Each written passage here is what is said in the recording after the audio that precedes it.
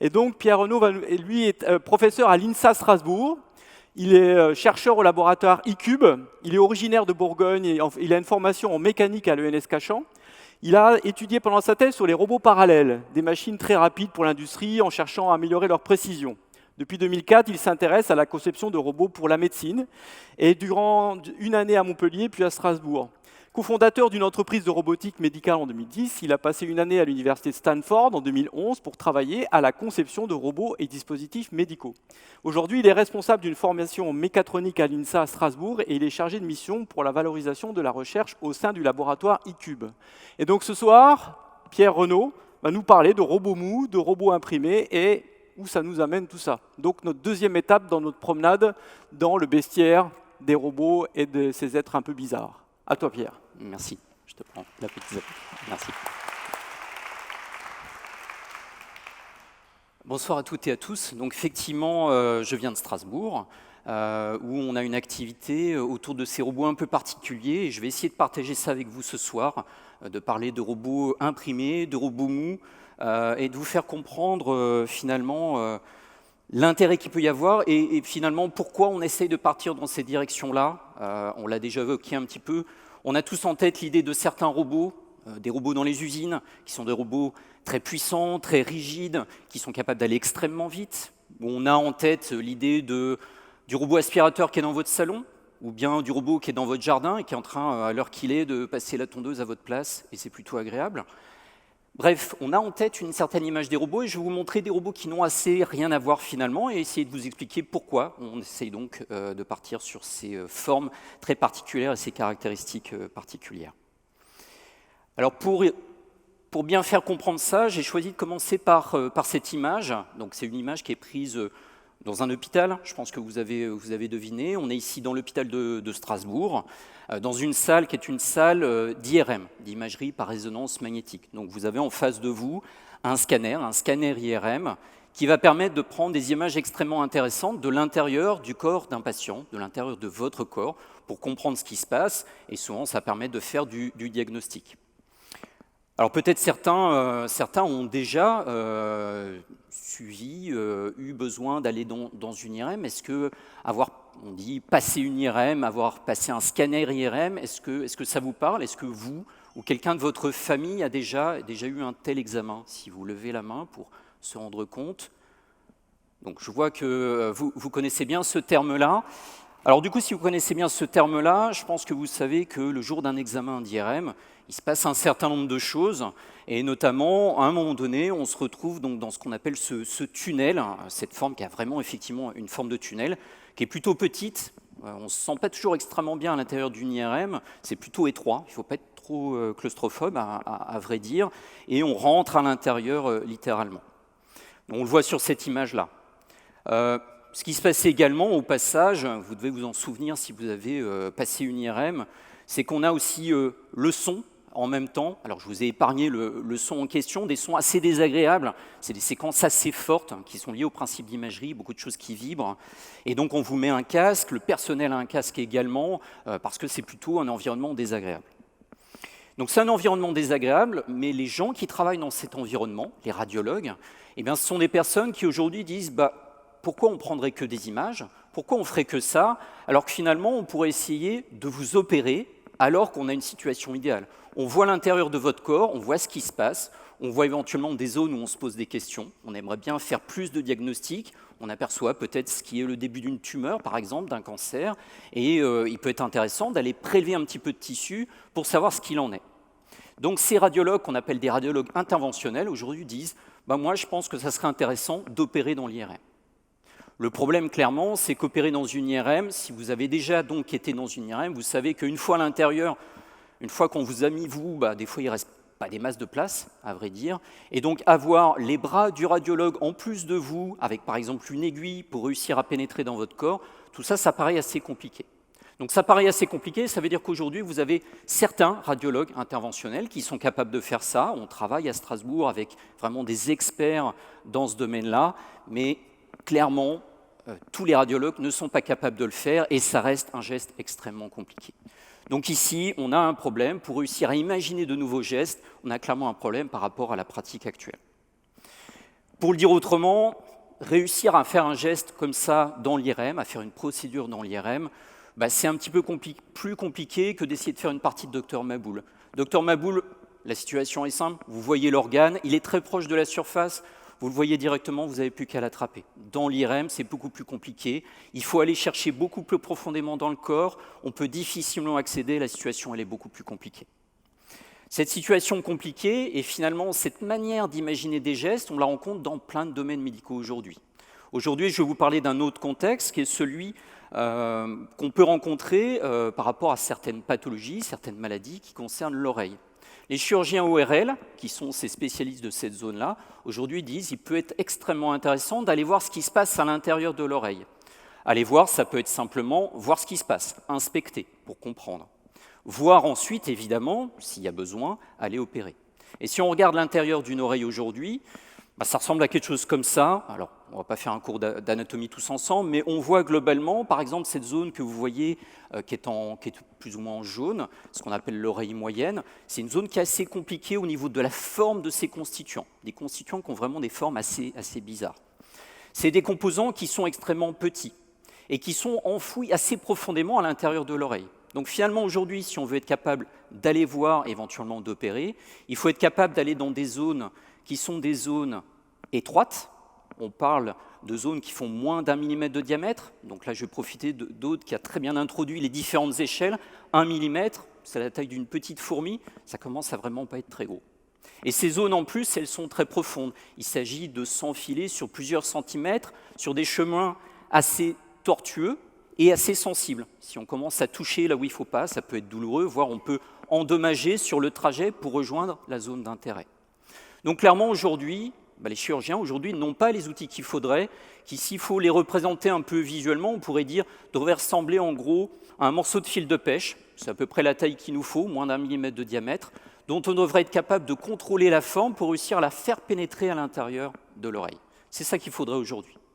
Donc par rapport à ça, par rapport à ces problèmes, réussir à opérer dans l'IRM, réussir à opérer et à rejoindre ces zones-là dans des zones très contraignantes comme l'oreille, eh bien on essaye d'apporter notre aide à Strasbourg, on n'est bien sûr pas les seuls dans le monde, mais dans les laboratoires dits de robotique médicale, on essaie de construire des solutions robotiques qui vont permettre de rendre ces gestes possibles.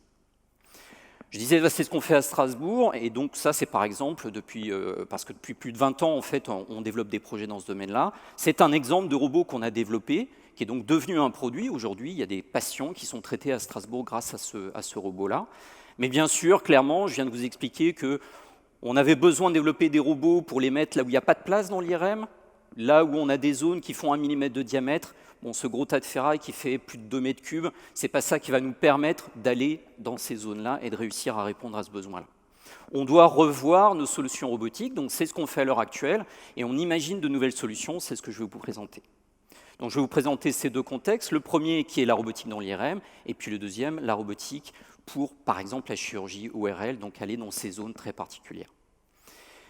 Alors si on commence par la robotique pour l'IRM, alors le premier problème, c'est qu'en fait, une IRM, c'est un énormément. Si vous avez passé donc un examen, vous savez qu'on vous fait faire un questionnaire, on vous pose plein de questions. Est-ce que, par exemple, éventuellement, vous avez un petit peu de l'émail de fer, si, par exemple, vous avez travaillé le métal, parce que le métal est attiré dans l'IRM, parce que c'est un énormément. Et si, comme la malheureuse personne qui est rentrée avec un échafaudage, vous rentrez dans une salle IRM avec un élément métallique, ça se passe plutôt mal, évidemment. L'objet, il est catapulté contre l'IRM, et c'est littéralement impossible de le décoller. Ça, c'est plutôt une mauvaise nouvelle pour nous roboticiens, parce qu'en robotique, ce qu'on aime bien utiliser, c'est des moteurs. Ça contient littéralement des morceaux de ferraille à l'intérieur, des aimants qui vont être immédiatement perturbés par une IRM. Donc ce que vous avez sur la gauche, qui pour nous est ce qu'on appelle un moteur ou un actionneur, on ne peut plus s'en servir dans une IRM.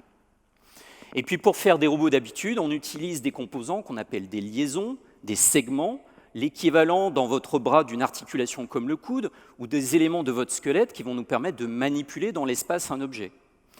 Ces liaisons, ces composants, on a très très souvent tendance à utiliser des solutions métalliques. On ne peut plus utiliser ces composants-là. Donc pour faire de la robotique dans l'IRM, on est obligé de repenser intégralement tous les constituants d'un robot pour pouvoir aller le placer à l'intérieur de ce scanner IRM. Donc c'est ce qu'on a commencé à faire depuis quelques années, c'est ce qu'on fait à l'heure actuelle à Strasbourg en essayant de repenser donc la réalisation de ces différents composants et ces fonctions. Alors pour faire ça, on a eu un parti pris qui est de dire, comme on n'a pas beaucoup de place, une bonne solution peut-être, c'est d'essayer d'optimiser les formes, de faire des formes assez complexes pour réussir à faire les robots les plus petits possibles. Et pour faire ça, une possibilité, c'est d'utiliser des techniques qui nous permettent d'avoir des pièces en plastique, pour pouvoir être dans l'IRM, pas de problème avec le matériau, et avec des formes très complexes, très libres, et c'est ce qu'on peut faire avec ce qu'on appelle l'impression 3D. Je pense l'impression 3D, sans doute un terme, est-ce que ça vous parle, ce terme impression 3D ou fabrication additive? On entend souvent le mot impression 3D, est-ce que certains, ça vous parle si vous levez la main pour me rendre compte? Ou alors là, c'est quasi 100%. Donc vous savez, l'impression 3D, on fabrique couche par couche une pièce, au lieu d'enlever de la matière, on ajoute de la matière. Au passage, on est ce soir à Nancy.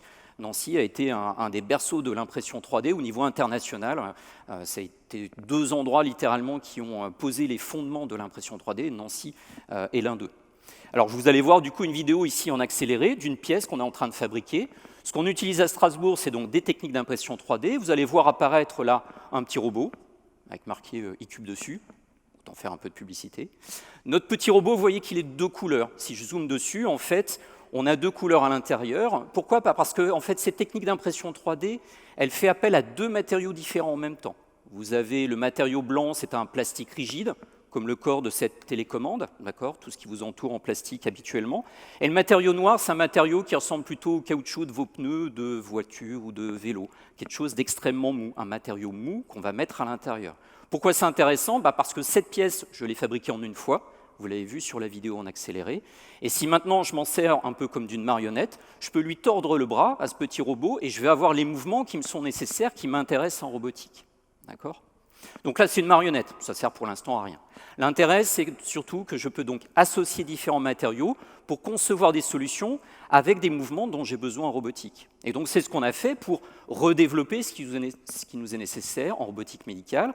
Ici, premier exemple, le moteur, l'actionneur. Donc vous apercevez sur cette image une aiguille, le type d'aiguille qui va être insérée dans le corps d'un patient durant ces procédures, et ce qui est autour, qui est pour nous un actionneur. On va utiliser de l'air comprimé qu'on injecte à l'intérieur, et avec ce composant qui reste de petite taille, eh bien on va être capable de faire progresser l'aiguille, comme vous allez le voir ici. Vous voyez les graduations sur l'aiguille, ces graduations, elles sont en train de se déplacer lentement, parce qu'on veut garder une certaine sécurité dans le geste, ça ne nous sert à rien d'aller très vite.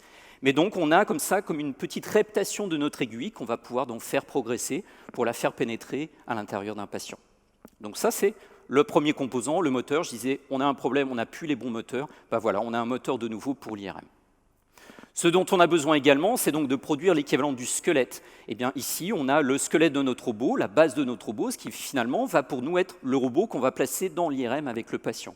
Ce système-là, on l'imprime en quelques pièces. On a 4-5 pièces qui sont assemblées ici. Vous retrouvez notamment l'actionneur que je viens de vous montrer. Et à l'intérieur, on va notamment avoir l'équivalent, je parlais d'une articulation comme le coude, vous allez avoir ici une pièce qu'on imprime en une fois, avec de nouveau ces 2 matériaux, qui vont nous permettre, en déformant la matière qu'il y a à l'intérieur, d'avoir l'articulation dont on a besoin pour pouvoir disposer des mouvements d'un robot.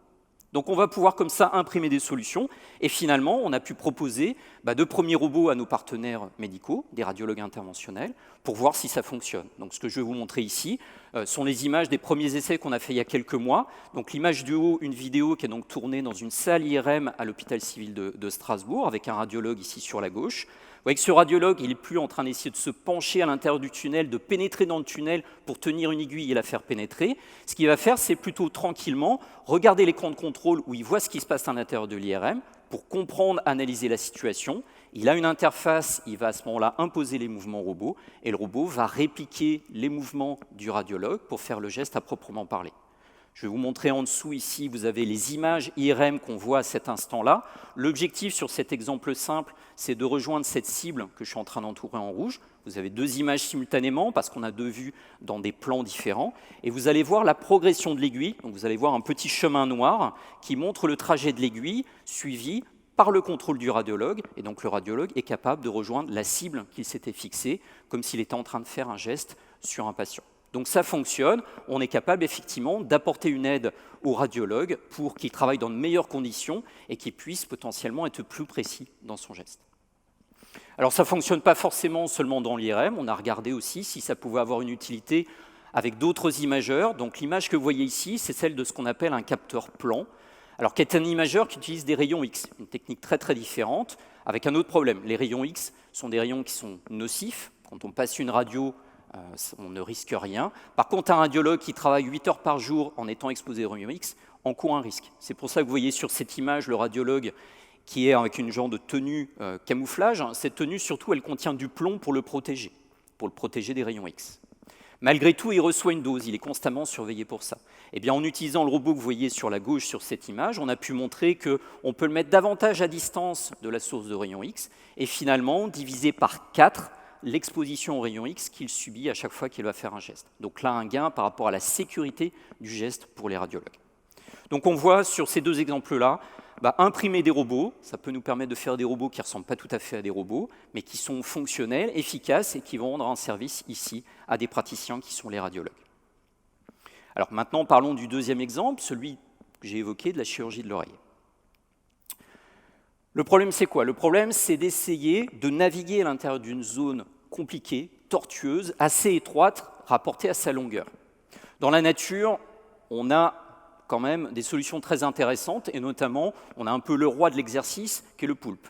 Le poulpe, quand on lui dit « passe d'un aquarium à un autre aquarium à travers un tube qui est plus étroit que ton corps en temps ordinaire », ça ne lui pose pas de souci. Il est capable de s'engager à l'intérieur, il est capable de se faufiler littéralement à l'intérieur de ce tube. Pourquoi? Parce qu'il n'a pas de squelette comme nous. Il n'est pas obligé de se contentionner, simplement il joue sur la déformation de sa matière, sur le fait que sa structure est extrêmement souple, extrêmement molle, et il est capable de se faufiler littéralement à l'intérieur. C'est ce qu'on essaye de faire dans ce domaine qu'on appelle la robotique molle, de dire construisons nos robots avec un matériau qui est extrêmement souple au départ. Et on va pouvoir comme ça essayer nous aussi de se faufiler, et puis essayer aussi de faire quelque chose qui potentiellement ne peut pas vraiment blesser un patient. Si on prend quelque chose qui est extrêmement mou, même si ce truc mou essaye de forcer sur le corps du patient, on ne devrait pas faire beaucoup de dégâts. C'est la réflexion dans la robotique molle. Alors pour faire de la robotique molle, il nous faut un matériau mou. Un matériau mou, pour l'instant, on ne cherche pas compliqué dans la communauté, on se dit, il y a un matériau qui est extrêmement connu, que vous connaissez tous, c'est le silicone. Le silicone, vous en avez tous dans vos jouets de salle de bain, vous regarderez demain ce matériau blanc, toujours mou, qui permet de faire l'étanchéité. Le silicone, c'est très intéressant parce que c'est très mou, et dans le domaine médical, il existe plein de silicones qui sont compatibles, plein de dispositifs médicaux sont aujourd'hui fabriqués en silicone. Et comme nous, à Strasbourg, on s'est dit, imprimer, utiliser de l'impression 3D, c'est assez pratique pour faire des formes complexes. On essaye à l'heure actuelle de s'appuyer sur l'impression 3D, de silicone cette fois, pour produire des éléments de robots qui vont être mous. Donc vous voyez ici la plateforme à l'heure actuelle, une imprimante 3D. Simplement, ce qu'on va faire, c'est déposer au fur et à mesure des couches de matériaux silicone qui est à l'état pâteux au départ et qui ensuite va devenir une pièce qui aura donc certaines propriétés mécaniques. Vous voyez qu'on produit ici une pièce qui contient des petites cavités. En fait, ce qu'on est en train de fabriquer, c'est un peu l'équivalent du tentacule du poulpe. Une pièce, vous voyez, qui a cette forme-là, qui a des cavités à l'intérieur. On va pouvoir injecter de l'air à l'intérieur et on va avoir des déformations qui ressemblent à celles d'un tentacule de poulpe. On va être capable d'avoir un mouvement de flexion comme ça, d'un élément qui reste extrêmement souple, donc qui ne peut pas vraiment être dangereux avec son environnement. Donc on a les embryons de solutions pour aller vers la production de robots qui pourraient comme ça être très mous pour ne pas être dangereux, pour pouvoir être insérés à l'intérieur d'un patient. Mais quand on a ça, vous voyez qu'en termes de taille, on n'est pas encore au beau compte. Vous voyez la taille du doigt, je vous ai dit 1 mm de diamètre, clairement, on est beaucoup trop gros pour l'instant. Si on veut faire beaucoup plus petit, Aude de nouveau a bien introduit le sujet, beaucoup plus petit se pose la question de la mise en place de solutions d'actionnement, de comment motoriser. Et par rapport à ça, ce qu'on explore à l'heure actuelle, c'est de recourir à des solutions externes du fait de ces problèmes de taille, avec des travaux réalisés en collaboration avec FEM2ST à Besançon, avec des partenaires également en Suisse à l'ETH à Zurich, en disant utilisons des solutions basées sur de l'actionnement par aimant. Donc dans ce système-là, vous avez en fait un ensemble d'aimants qui vont nous permettre d'essayer de contrôler la forme d'un robot qui donc est cette fois-ci extrêmement souple et dont on voudrait contrôler la forme dans l'espace. Donc je vais vous montrer là où on en est aujourd'hui, ce sont aussi là des résultats très récents. Donc ce que vous avez, ce que je vais vous montrer ici, ce qui est pour nous le robot, c'est ce que je viens d'encadrer en bleu. Un ensemble de 2 tubes, le plus gros des 2 tubes fait 1 mm de diamètre. Vous avez à l'intérieur un tube plus petit. Et enfin, après la petite boule rose, entre la boule rose et la boule orange, il y a encore une autre partie. On ne la voit pas à l'image, elle est trop fine. En fait, elle fait 0,25 mm de diamètre, donc on ne l'aperçoit pas sur l'image. Mais il y a bel et bien encore l'extrémité du robot, ce qui viendrait vraiment à l'intérieur du canal et pour lequel on souhaite contrôler la forme. Et en appliquant des champs magnétiques, vous allez voir qu'on peut, après avoir déployé le robot, eh bien vous allez voir la boule orange qui va se déplacer. On va être capable de déformer ce robot, de contrôler sa forme, de lui faire donner différentes formes, pour à ce moment-là potentiellement aller naviguer à l'intérieur de ces cavités très complexes dont on sait qu'elles existent par exemple dans l'oreille. Donc là, je viens de vous montrer un peu les ingrédients aujourd'hui, des ingrédients avec l'impression 3D de matériaux mous pour faire la base d'un robot mou, des solutions d'actionnement à distance pour essayer de contrôler la forme de ces éléments. C'est un peu les embryons, les éléments de base qu'on utilise aujourd'hui pour essayer de pousser cette robotique molle pour la santé. Alors bien sûr, il y a beaucoup de questions qui se posent encore, on est loin d'être arrivé. Quelle forme donner exactement? Les choix ne sont pas encore définitifs, il nous manque encore des méthodes par rapport à ça, par exemple pour faire des robots qui soient spécifiques à chaque patient. On a des images, on a beaucoup d'images aujourd'hui, IRM, scanner, etc. On sait là où on veut naviguer, évidemment, ce qui serait intéressant, c'est d'être capable de faire une conception spécifique à chaque patient de nos robots pour qu'ils soient plus efficaces. On a encore plein de problèmes de fabrication. Je vous ai montré une première vidéo, mais les techniques doivent encore être maturées, on doit encore progresser dans ces techniques de fabrication pour avoir des solutions qui soient fonctionnelles, qui soient fiables et des systèmes qui soient efficaces. Et puis, dernier aspect que je n'ai pas du tout évoqué aujourd'hui, bien sûr, il y a le problème de commander ces robots-là, c'est-à-dire finalement mettre au bon endroit, au bon moment, ces robots, de les contrôler correctement pour qu'ils finalement ils soient efficaces. Donc tout ça, c'est des axes de travail à l'heure actuelle sur lesquels on travaille et j'espère revenir dans quelques temps pour vous donner des choses nouvelles par rapport à ça. Voilà par rapport à cette présentation, avec vraiment l'idée qu'en interagissant, en collaborant avec des médecins, avec des chirurgiens, on arrive aujourd'hui à imaginer avec eux de nouveaux gestes et derrière ça, en termes de robotique, imaginer de nouvelles formes de robots, de nouvelles fonctions à nos robots qui vont nous permettre, on l'espère, eh bien, de mieux guérir, de mieux soigner demain des patients. Voilà, merci pour votre attention. Merci Pierre. Bon, ça fout un peu les jetons quand même cette affaire, d'avoir des machins mous qui restent de rentrer dans nous. Non. On est dans les machines, des machines d'amour et de grâce qui nous surveillent, un petit peu le poème de Brotigan. Alors, on peut le voir de deux manières. Je ne sais pas ce qui doit faire le plus peur. Un robot mou qui aura du mal à nous blesser en nous appuyant sur le corps, ou un robot extrêmement rigide qui, d'un revers, entre guillemets, de son effecteur, pourrait nous blesser. Là, je laisse à l'appréciation de chacun. Ouais. Mais effectivement, la perception est très différente, avec ce côté assez biologique de ces mouvements. On peut éventuellement avoir un ressenti différent par rapport à un robot usuel, où finalement on connaît assez bien maintenant ce que c'est un mouvement, ce que c'est faire un robot et ses mouvements. C'est des natures de mouvements qui sont très différentes, qui peuvent être encore perturbantes, c'est vrai, quand on les observe. C'est vrai. Alors, à vos questions.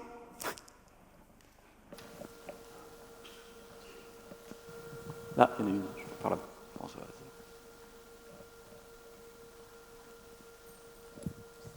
Bonsoir, j'ai été très intéressée par votre présentation. Lorsque vous avez parlé d'IRM et montré le robot équipé d'une aiguille, comme je connais un petit peu le fonctionnement, de quel matériau vous servez-vous pour l'aiguille? Puisqu'on doit éviter une partie métallique. C'est vrai, c'est vrai. Alors, là-dessus, nous, on n'intervient pas sur la partie aiguille, puisque là, on reprend des aiguilles qui sont utilisées. Et donc, effectivement, les aiguilles sont en temps normal des aiguilles en acier inox dans le domaine médical. Et là, ce sont des aiguilles en alliage de titane pour effectivement ne pas être attiré par le scanner. Sinon, clairement, il y a un problème évident. Alors, au passage, du coup, c'est pas les aiguilles, les radiologues nous le disent, c'est pas les aiguilles les plus faciles à utiliser parce qu'en fait, ces alliages sont plus difficiles à aiguiser en fait que les aiguilles usuelles. Donc, elles sont moins efficaces. Mais voilà, on n'a pas le choix par rapport à ça.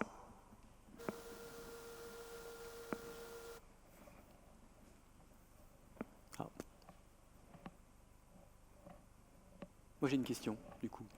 Est-ce que vous avez travaillé sur l'acceptabilité des patients? Parce qu'en fait, en gros, là, le scénario qui s'annonce, et on va faire une IRM, et puis on pourrait imaginer qu'il y ait une intervention qui se fasse immédiatement parce que les images disent qu'il y a un truc à faire.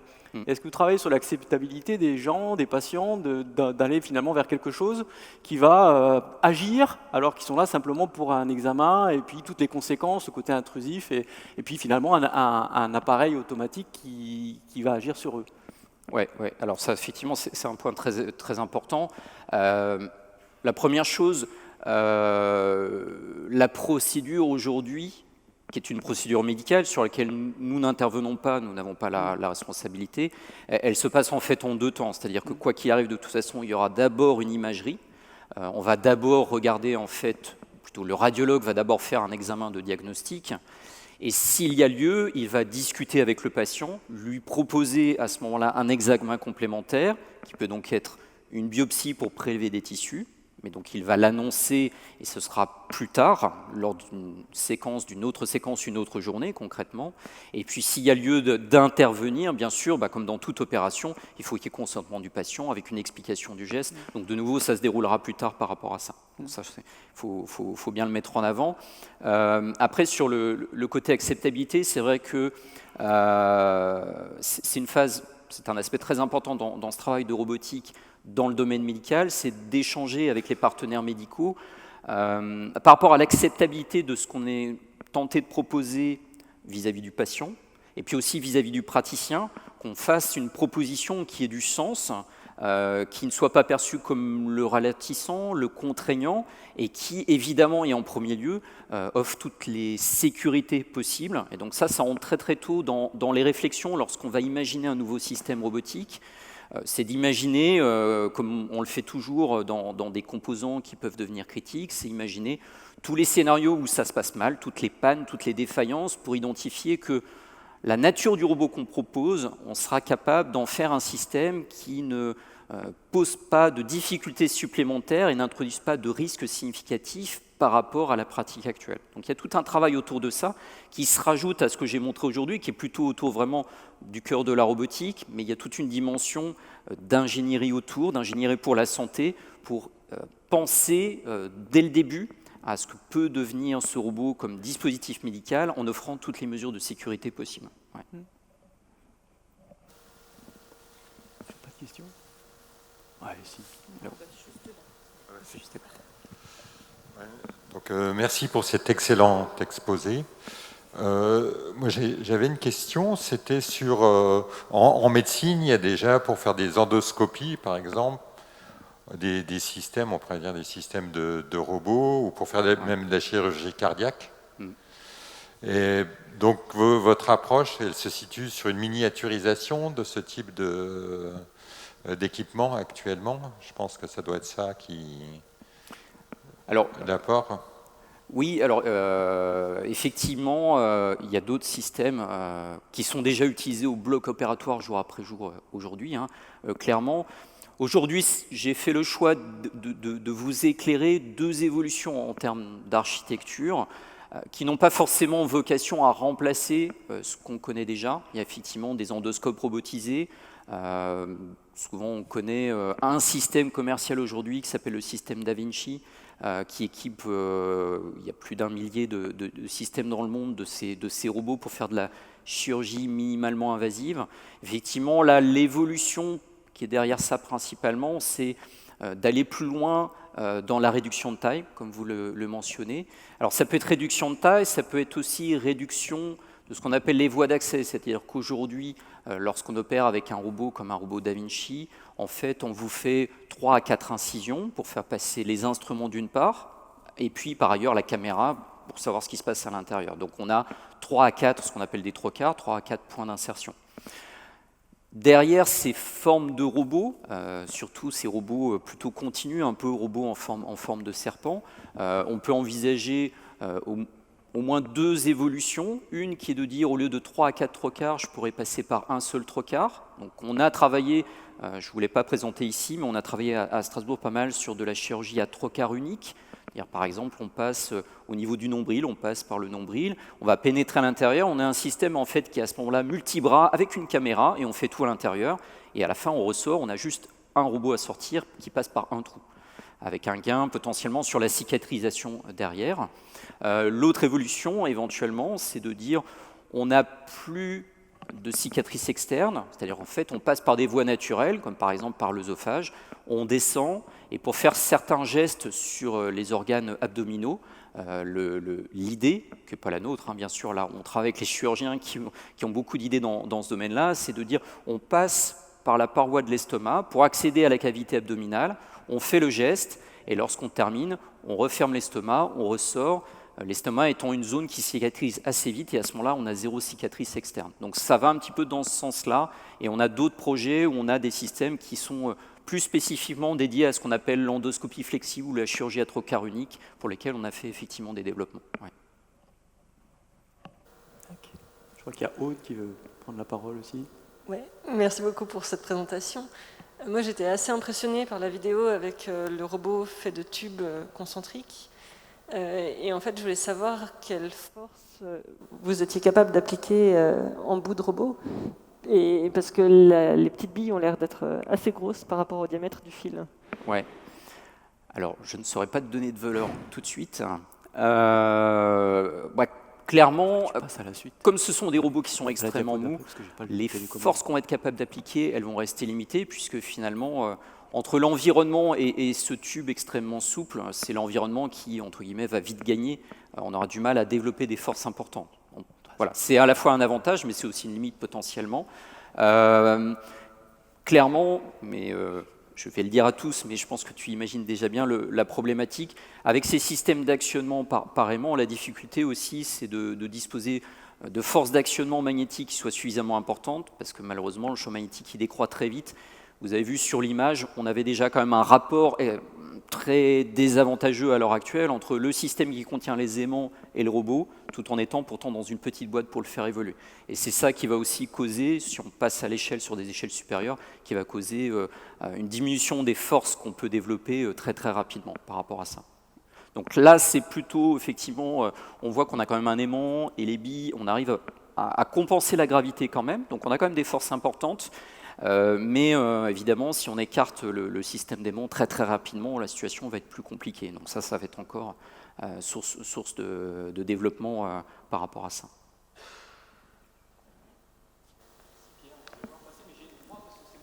Dernière petite question, dernière mais petite. Tu es le chef, profites-en. Ouais. Alors le scénario, c'est une question un scénario de science-fiction comme dans le film de Ridley Scott où on rentre dans une cabine et puis il y a tout un tas de bras qui vont venir nous opérer s'ils détectent qu'il y a quelque chose à faire. C'est pour demain, après-demain ou on rêve encore un peu trop là finalement? Alors, je vais rajouter une option. Ouais, vas-y. Je ne sais pas s'il faut dire on rêve, à vrai dire. Et ce que je peux dire, c'est que vraiment jour après jour. Alors que ça fait 20 ans qu'on discute avec des chirurgiens, des médecins, on est vraiment toujours dans cette optique plutôt d'une collaboration robot-chirurgien et l'aspect autonomie dans le geste est vraiment quelque chose qui est très très peu développé. On l'envisage de plus en plus à une petite échelle, c'est-à-dire par exemple sur un geste précis comme faire une suture, faire un nœud correctement entre deux zones de tissu. Un robot, grâce notamment à des techniques d'apprentissage aujourd'hui, un robot est capable de faire ça plutôt bien. Et ça peut décharger le chirurgien de ces petites phases techniques. Mais la coordination globale, la décision globale, clairement aujourd'hui, l'idée c'est de la confier au chirurgien et donc aujourd'hui pas du tout imaginer et donc rêver de ce type de scénario qui serait d'une autonomie du robot pour décider d'un geste. D'accord. Voilà. Ok, merci beaucoup Pierre. Merci.